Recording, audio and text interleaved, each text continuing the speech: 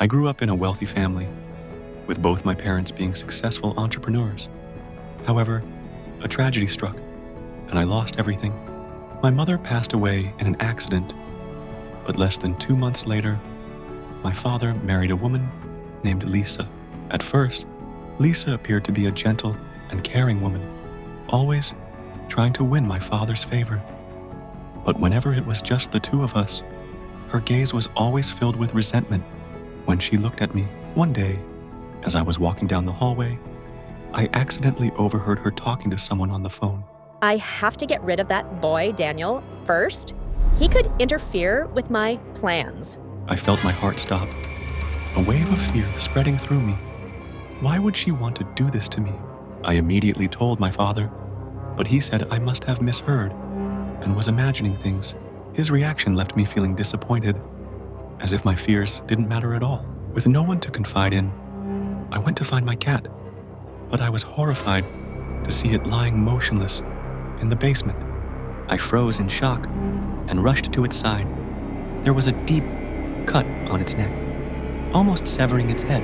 Suddenly, a rope tightened around my neck, pulling so hard that my lungs felt like they were on fire. I will make you disappear. I struggled desperately, but the rope only tightened further, making me feel dizzy. With all the strength I had left, I threw my head back, striking Lisa's stomach. She stumbled backward, loosening her grip just enough.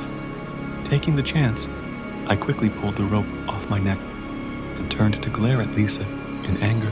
What are you doing? Why are you doing this to me? You've been in my way for too long. I don't want to see you anymore. You were the one who killed my cat? That's right. And not just the cat, you're next. With that, she lunged at me, grabbing my throat and slamming me against the wall. Her fingers tightened around my neck, cutting off my air. My breaths became short and ragged. Clenching my fist, I used all my strength to punch her directly in the eye. She cried out in pain and loosened her grip. Seizing the opportunity, I kicked her away and lunged for a hammer on the nearby shelf. Stop! Don't come any closer! Lisa pulled out a knife from her pocket and charged at me like a wild beast. Panicked, I instinctively raised the hammer and swung it down on her head. Terrified, I let go of the hammer, my legs shaking as I stared at her motionless body. Daniel, what have you done? I didn't mean to. She wanted to harm me? Shut up. Lisa could never have harmed you. I watched him in despair. No matter how much I explained, he wouldn't believe me. Lisa died on the way to the hospital, and my father, without hesitation, handed me over to the police.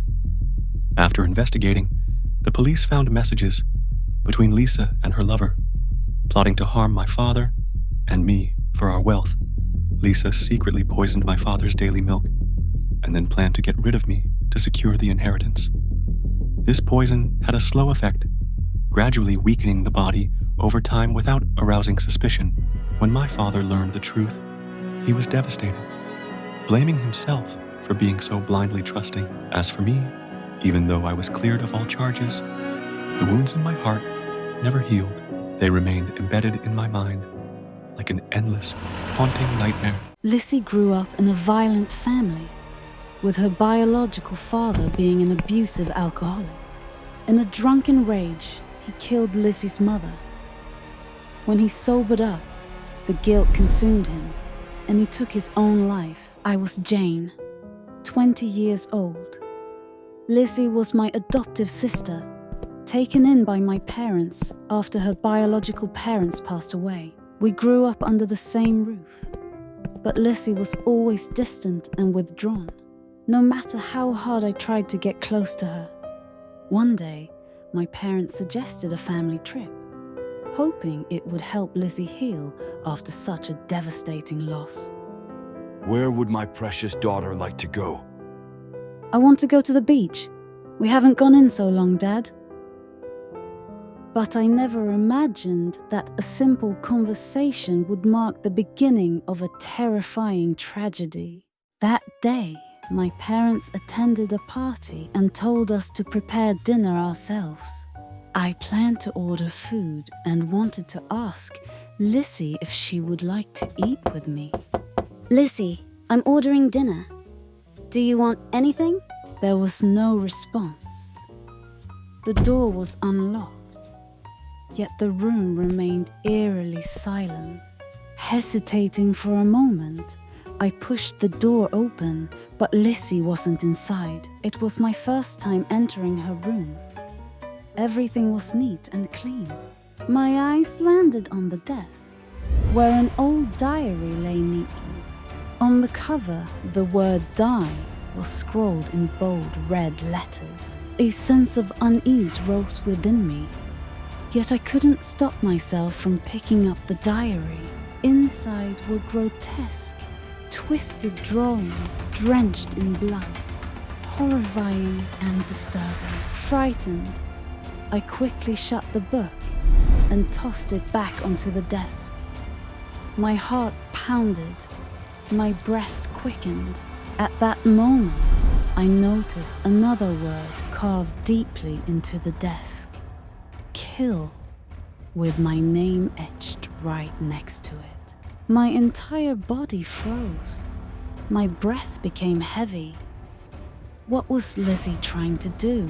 Suddenly, her cold voice rang out behind me. Jane, who gave you permission to touch my things? Startled, I turned around to see Lizzie's expressionless face staring at me. Lizzie, what is all this?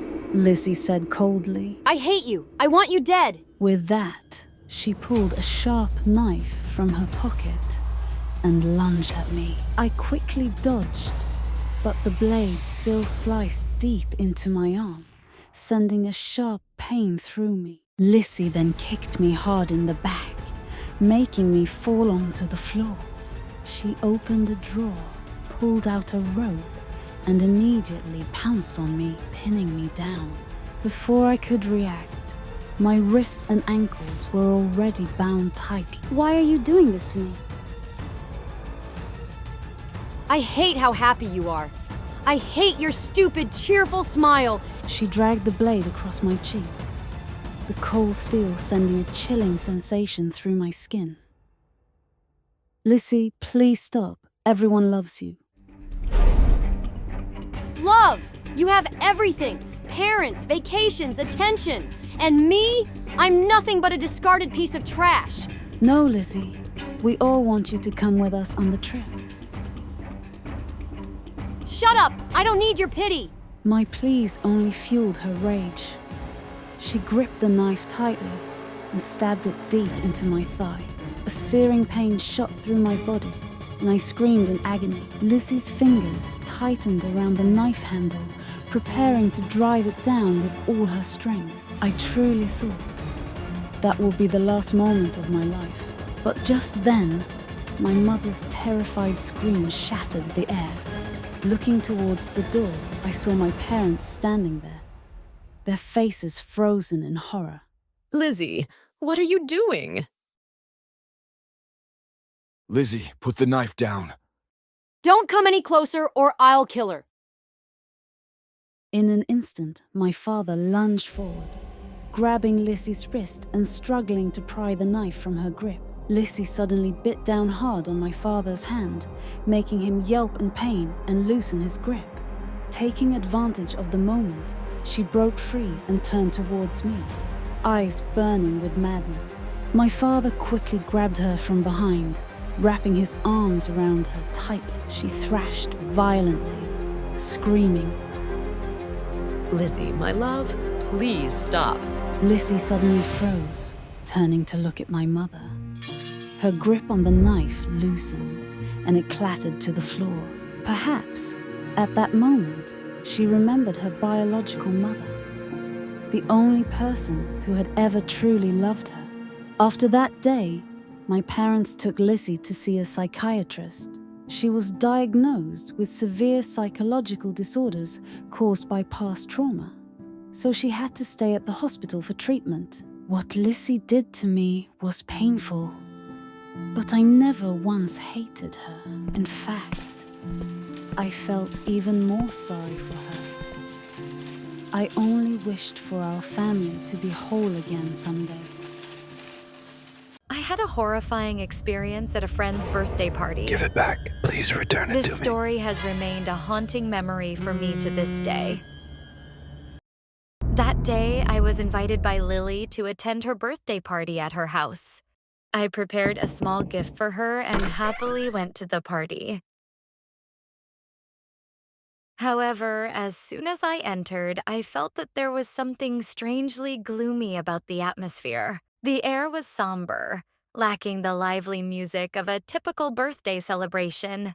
Lily chatted with me for a while before heading inside. She needed to put away the gift. At that moment, a limping man approached me and struck up a conversation. Hello, you're Lily's friend, right? Yes, and you are? I'm Lucas, Lily's older brother. Really? I've never heard Lily mention you before. Just then, someone bumped into me forcefully, causing me to stumble and fall toward Lucas. As I touched him, I was startled. His body was ice cold, completely devoid of warmth. Are you okay? No, I'm fine. I reached for the glass to hide my embarrassment, but clumsily dropped it. The water splashed onto Lucas's feet nearby. I'm so sorry. Before I could finish my sentence, I froze in shock. Lucas was gone. But what terrified me even more was the dried bloodstain left where he had just stood. At that moment, whispers filled the air, sending chills down my spine. What's wrong with her? I don't know. She's been talking to herself this whole time. I stared at them in shock, unable to process what had just happened. Ariel, are you okay? I was just talking to your brother, but I don't know where he went. You said you met Lucas? Yes, he's tall, with a mole at the corner of his eye. Is he your brother? That's impossible. My brother, Lucas, passed away 2 months ago? I stood frozen. Then, who had I just met? I didn't dare think further. I quickly said goodbye to Lily and rushed home. From that night on, I had nightmares every time I Give it closed back. my eyes. Please return I it to me. dreamed of Lucas strangling me, but I didn't know why. That made me skip school and rely on sedatives for a week. Lily, noticing my absence from class, came to check on me. Are you okay? You've been missing from school? I've just been feeling a bit unwell. Oh? Why is this pen here? I've been looking for it everywhere. I borrowed it from you a while ago, but forgot to tell you. I also never got the chance to return it. This was my brother's favorite pen. Ever since he passed away, I've been keeping it as a memento. A chill ran down my spine upon hearing that. Could this be the reason for everything that had happened to me? From the moment I returned the pen, my nightmares stopped. But the memories of that night remained etched in my mind forever. Did you believe that a photograph could imprison someone? Anna always did. At that time, Anna's family had just moved into a house standing alone in the outskirts of Maine. The house wasn't big, but it was fully equipped for the three of them. While cleaning, Anna found an old family photograph, possibly left behind by the previous owners. But the strange thing was that all the faces in the photo were completely blurred. However, Anna didn't pay much attention to it. She had plenty of other things to do. As she tossed the photo to the floor, her 6-year-old son, Daniel, ran over and picked it up. He looked at the picture and whispered something to it happily. The boy in the photo looks just like me, Mommy. Don't say silly things, sweetheart. She thought her son was just joking, so she didn't take it seriously. In the days that followed, Daniel always carried the photo with him and talked to it alone. Daniel, who are you talking to? They said they want to take me out to play. Who are they? Right here, Mommy. Whenever Anna tried to take the photo away, Daniel would scream and demand it back. Only when she returned the photo did he stop crying. Seeing her son's behavior, Anna couldn't help but worry. One night, Anna woke up with a start because of the thunder outside. Rain poured down violently as if a storm had just swept through. Did you hear that? Hear what? I think someone's calling me. Mommy, help me. Anna and her husband rushed to their son's room. The moment they reached the doorway, both froze in horror. A shadowy figure was lifting Daniel off the ground by his neck. Her husband lunged forward to pull the figure away, but froze when his hands couldn't touch it. Even more terrifying, the figure had no face. Beneath the hood was only a pitch-black void. Suddenly, it reached out another hand and gripped her husband's throat tightly. Anna stood there in shock, unable to scream as her voice caught in her throat. She watched in horror as both her husband and son were swallowed by darkness. But in the end, it turned out everything had been a figment of Anna's imagination. A year ago, Anna had been admitted to a hospital in a state of panic. She kept insisting that the cursed photograph had imprisoned her husband and son. However, they had both died in an accident. The photo Anna referred to was just an old family picture. When he was alive, her son had loved it and always carried it with him. Unable to accept the truth, Anna created a false memory. She believed her husband and son were still alive, waiting for her to rescue them.